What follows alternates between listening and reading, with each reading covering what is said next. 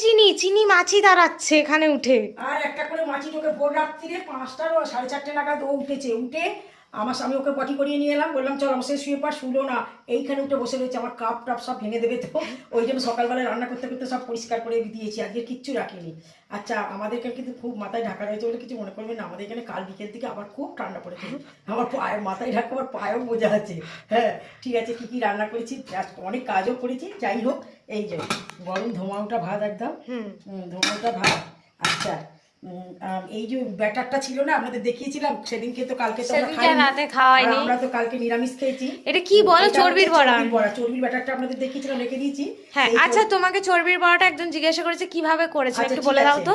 আমরা এই চর্বির বড়াটাকে ভালো করে প্রথমে ধুয়ে নিই, ধুয়ে ছোট ছোট করে কাটি, এতে রসুন পেঁয়াজ আদা কাঁচা লঙ্কা বেটে দিই, মানে ঘুরিয়ে বেশিতে ঘুরিয়ে দিই। তারপরে এতে একটু চালের গুঁড়ি, একটু খাবার বেসন দিই।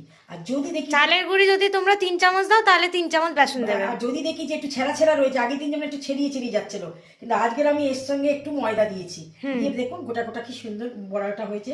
এই কাঁচা তোলা ছিল আমার, কাল আমরা তো নিরামিষ খেয়েছি, এসব দিনে হাত দিইনি। আচ্ছা, এই চর্বির বড়া করেছি আজকে।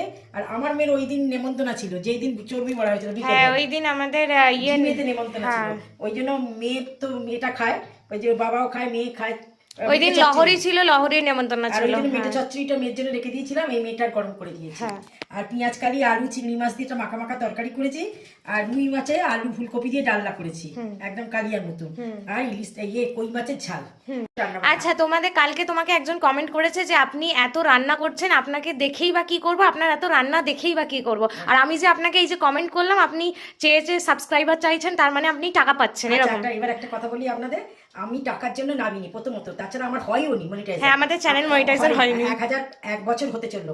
কিন্তু একটা কথা কি, আমি একটু শারীরিক মানসিক অশান্তিতে একটু ভুগছিলাম। আমার মেয়ে জোর করে, আমি আগেও এই কথা বলেছি আপনাদের, যে আমাকে এই চ্যানেলে নামিয়ে দেওয়ার পরে আমি খুব শান্তি পাচ্ছি। এই যে তোমরা কমেন্ট করো, এই যে ছোটখাটো কমেন্ট করো, যাই করো না কেন, সবই তো মোটামুটি উত্তর যদি দিতে পারা যায় দিলাম। হ্যাঁ, আর তারপরে এই যে মায়ের একটা, আমি কিন্তু এটা নামিনি, এটা আমার শুধু নিজের মানে ভালোবাসার জায়গা থেকে আমি। আর তারপর প্রত্যেকদিন একটা কি রান্না হবে, এই একটা ব্যাপার, একটা সেই নিয়ে ব্যস্ত থাকা। এই যে তোমাদের কাকু দোকান থেকে আসে, তখনই বসে যাই চা খেতে খেতে, কি রান্না করবো কালকে, কি এইসব দিনের বেলা, মানে রাত্রিরে শীত না থাকলে কুটে কাটে রাখা, এগুলো এটা একটা আনন্দ জায়গা, টাকার জন্য নয়। মোটামুটি যাই হোক, ভগবান যেমন করে সব সংসারেই চলে যায়। হ্যাঁ, আর আপনাদের যদি ভিডিও না পছন্দ হয়, হতেই পারে যে পছন্দ হচ্ছে না, এত রান্না কেন করছি, কি করছি, হতেই পারে পছন্দ হচ্ছে না, তো তার জন্য আপনারা সেটা স্কিপ করে দিতে পারেন, কোনো দুঃখ নেই। আছে কি হতে পারে, দেখতেও পারেন। হ্যাঁ, আর যদি না ভালো লাগে তাহলে স্কিপ করে উল্টোপাল্টা করেন, তাতে আমাদের দুঃখ নেই কিছু, ঠিক আছে, করতে আপনার মুখে আপনি করবেন, তাতে কি আছে, আমাকে তার যে উত্তর দিতেই হবে তার তো কিছু নেই। আমার আনন্দের জায়গা থেকে আমি রান্না করছি।